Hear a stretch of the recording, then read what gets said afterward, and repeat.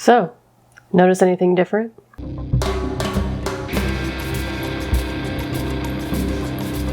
That's correct. Tiny Frank got a haircut and then grew it all back because I'm pretty sure he's a demon.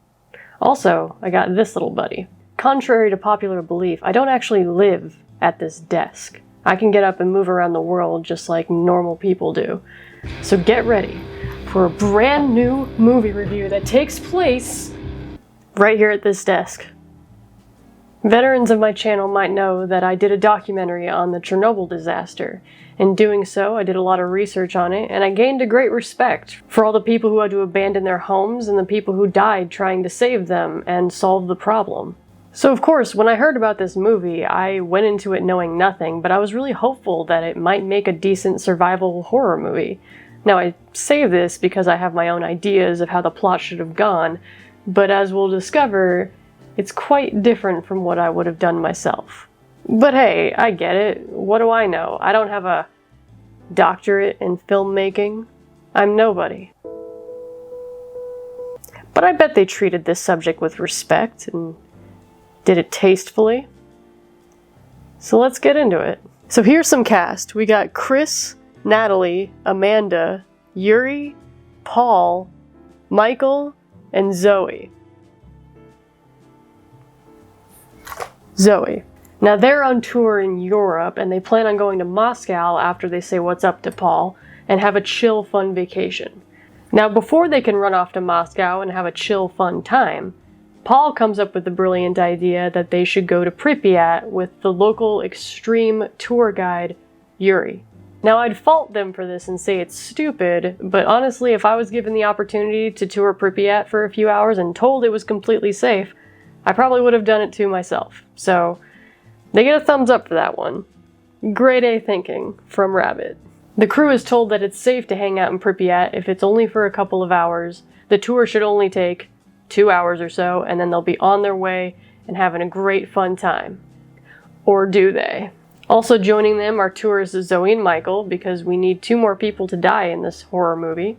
So after a 2-hour ride in a van to get to the border of Pripyat, they're told they can't come in by military because they're doing maintenance on the town, because I guess Pripyat is a Disney World ride now. The guards don't want anybody in the town, so of course this big old van gets in by the sneaky art of driving down another road.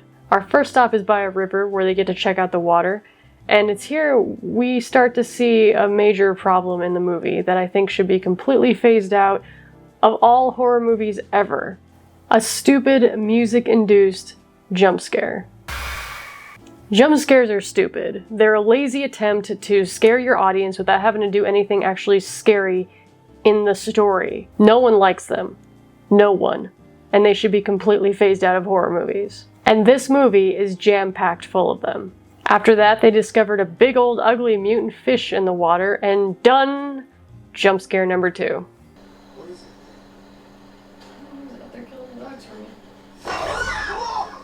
This thing just barely twitches, and everybody screams and jumps back as if they all heard the sound that I've grown to hate so much. So we can already tell that the filmmakers are relying on these cheap jump scares to get us through this movie. Good. Once they arrive, they spend a couple of hours walking around and taking pictures of iconic things like the Ferris wheel and the buildings in Pripyat. Yuri has a Geiger counter that tells them that the radiation levels are A-okay. While in the last building, the group is suddenly joined by a big old bear who charges through the hallway and completely ignores them like the big CGI teddy he is. Big bear in a little hall. So that was fun. Let's get out of here. Roll credits, right? Oh wait. We're only about a half an hour into this movie. As luck would have it, the van has been tampered with and can't be started. Tampered by who? No one knows, and no one cares. For some reason, radioing out isn't an option either. This guy has done these tours before, and he has no escape plan for if this were to happen. Nobody knows where they are, because Yuri works alone. That's so convenient. So up till now, I predicted these events. They had to get stuck in the city somehow, that is the point of the movie. But it's from here on out, the plot completely lost me. Night falls, and we start to see that the brothers are completely dickheads to each other and just super annoying to listen to. Yuri leaves the van at night after saying not to leave the van at night, and they couldn't wait till morning because reasons. Chris doesn't like that one bit, so he goes chasing off after Yuri like the big strong man he is.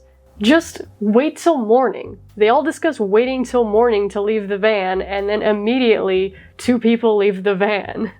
Well, not a minute later, we hear Yuri's gun go off, and Chris comes back to the van with his leg all fucked up. And I think we're supposed to believe that these vicious wolves did it, because immediately after he comes back, these wolves start attacking the van. So, I guess what we've got to believe is that the radiation of this town turned all these animals into insane evil creatures, instead of, killing them like radiation really would do. Morning comes, Chris has now become the guy that's injured and has to drag down the rest of the group, and they still haven't seen Yuri. So Paul, Michael, and Amanda all set off to go look for their guide. And while they're out there, they comment that wolves couldn't have been the thing that did that to Chris. We'll put a pin in that. The discovery of Yuri's body is really slow and boring. The crew wander into a building and find him all torn apart. And then they hear something coming into the room, so the 2 guys head off towards the door, while Amanda, for some reason, jumps over a table in the other direction. I guess to create another slow, boring suspenseful scene where a puppers wanders around the room while she hides from it. She escapes the room just in time with Yuri's gun, where she slams the door shut on the dog, and then this tuna fish decides to fire a bunch of shots into the door, not only to waste the bullets, but to make a whole lot of noise. We're gonna discover that this group likes making a lot of noise. Once they get out, there's a lot more wandering around a big empty city, because now they have a plan to go get help and bring it back to Chris since he can't really walk. On their trip, the Geiger counter starts to go off a little bit just to let them know they're walking into more harmful radiation, which means nothing. They walk into a junkyard where, as luck would have it, they find the exact part they need to fix the van. Also, there's a jump scare. I know you were missing them. On their way back, they're being chased by rad dogs, and they have to cross this rickety bridge. And then Zoe falls in, because of course she does, and then Michael jumps in after her, allowing her to escape while he screams and thrashes about in the water. When he gets out, his leg is all bloody, so I think he was attacked by a bunch of mutant fish or something, but they couldn't be bothered to film anything like that. No, I mean, we gotta get to lunch. We got a time restraint here, people. We can't be making a movie while we're making a movie. Back at the van with the piece in hand to fix all their problems, and oh, the van's upside down, and Chris and Natalie are gone. I sort of feel like every event in this movie happens just because they had to move the plot along. There's really no explanation for any of it, and they couldn't be bothered to come up with anything other than it happened. Doesn't matter if it makes sense or has any reason for it, make it happen, because I don't know what to do to get to the next part of this plot. So clearly something dangerous is running around out here that's not maybe just an animal. I think we should keep low, keep quiet, and... no, Paul, be quiet. You're all very unlikable people. More lengthy building exploration, my favorite.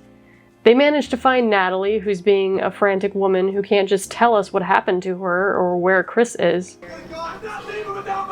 Oh my god, can we just let him go screaming into the dark and let everybody get attracted to him?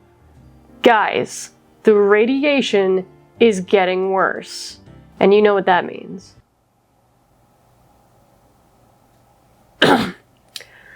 So anyway, the crew finally run into the antagonist of the film in a way that's surprisingly not a jump scare fest. And they're people. Just people. People probably riddled with radiation, but that's never explained. And what do they want? Perhaps they just want these idiot tourists out of their town. I mean, I can't blame them. I hate these people. There's also the cliche of the creepy kid just standing there with their back towards the group, not saying anything or moving. So while an unnecessary 4 of them are walking up to the kid trying to get her attention, one of the mutants grabs Natalie again. They run outside and then back inside just to give the illusion that they're actually going anywhere. But I think we all know they haven't gone anywhere since the beginning of the script writing process. Okay, so what's going on? They're being pursued by a bunch of rad people who chase him down into this underground passageway. They lose Michael along the way because he's a derp who can't keep up with the rest of the group. Paul finds Chris's engagement ring that he was going to give to Natalie, and... Chris!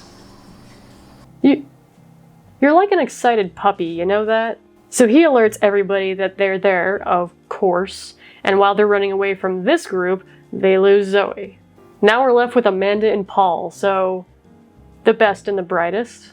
They climb up a ladder and... That's weird. It kind of looks like a reactor control room. They go into any direction they feel like it, and then Paul starts complaining that he can't see and Amanda's face is burning. But why would that be? Oh, I see. So, 10 minutes before the movie was over, somebody on set was like, hey, Billiam, isn't the whole big deal about Chernobyl was the fact that there was radiation everywhere and it's really dangerous for your health? That's not really in the movie at all. Yeah, good point, Jobin. Let's just throw a scene in there at the last second, and we'll call it a day. There we go. You gotta be prepared for that radiation that suddenly showed up in the plot. So suddenly the two are getting all messed up. We're talking their skin's melting off and they can't see for some reason, and it's just getting worse by the second. Now, I did a bit of research back there when I did that doc about this very place, and I didn't read anything about radiation burning your face off like it was acid in the air.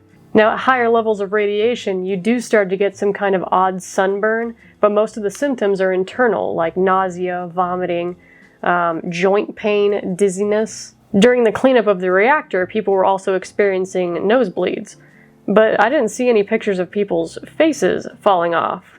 They run through some more dark, industrial-looking areas, where they find Zoe's dead body, and she probably died of, oh, I don't know, we'll call it a pre-existing condition, considering the movie didn't bother to tell us what she died of. They run into some more rad people, but it's really not that interesting. Then they burst outside, where we see the iconic looming structures of the reactor towers overhead. Wait, what? They traveled on foot from Pripyat to the Chernobyl site of the disaster? How long would that take? Hang on, let me look it up here. 4.5 hours it would take to walk from Pripyat to Chernobyl. And considering how slowly they walked, it took them way longer than that. They run into the military who's just standing out there waiting for them. But wait a minute, why aren't these guys melting? They're not wearing hazmat suits. They shoot Paul, I'm assuming because they know he's an idiot, and then they take Amanda to some kind of hospital. Look at the inconsistency here. You got these guys with respirators on, and then the doctor just has like a paper mask. Shouldn't they be, I don't know, trying to protect themselves from the contamination of this girl? Did anyone who made this movie know what radiation really does to the human body? Did they Google it? We discover that the mutants are all escaped patients of theirs, and they've all been recaptured. It doesn't explain why they're patients or why they're monsters, but okay. So at this point, Amanda's a mess. She can hardly walk, and they just grab her and shove her into a room full of these mutants who try to tear her apart as they lock the door on her. And that's the end of the movie. What's up with this evil organization of people trying to experiment on the civilians? Why did they turn into mutants when our bros just deteriorated? Why are they out to kill this group of tourists?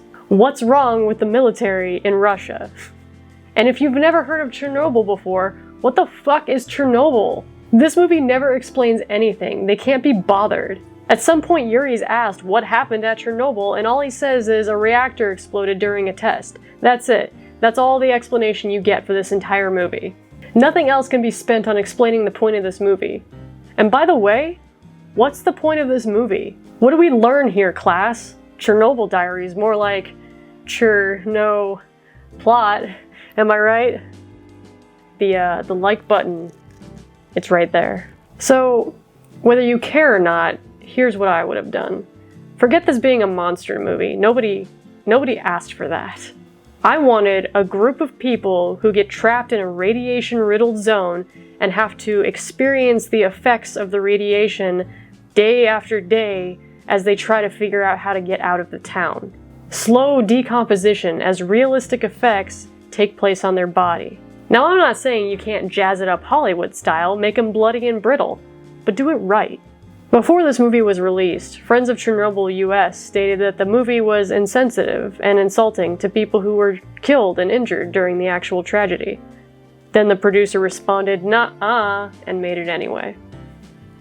I'm personally insulted because the plot's awful, and it could have been way better. They didn't have to make it about Chernobyl, they did it because they wanted the attention, I'm guessing. But if you can't be tasteful in your movies, maybe don't choose such a sensitive subject to make it about. This is a real place, and real people died because of what happened there. Let's not make it into a joke. But hey, that's just one rabbit's opinion. And stop using jump scares, you lazy fucks!